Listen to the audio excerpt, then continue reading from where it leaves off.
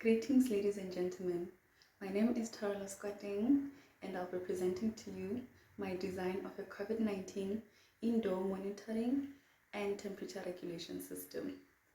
The basic operation of the system is that the system will detect any movement towards the room and will monitor the number of people in the room and will ensure adequate ventilation.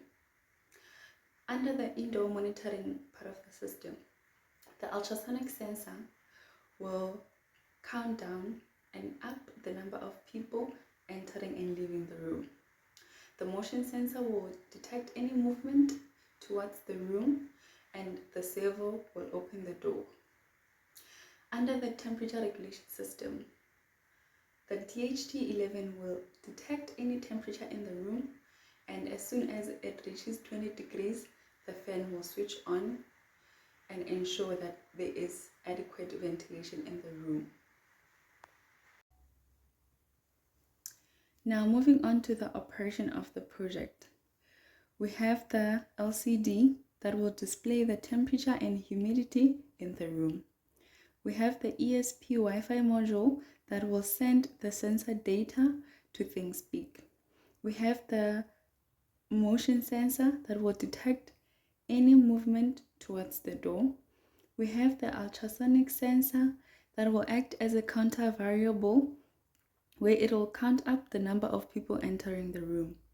We have the DHT11 sensor that will detect the temperature and humidity in the room. We have the relay module, 5 volts relay module that will switch on and off the fan.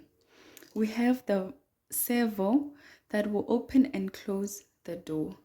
We have the 5 volts fan, and we have warm water for demonstration purposes. And now moving on to the indoor monitoring part of the system, when the motion sensor detects any movement towards the door, it will send a signal to the servo to open the door.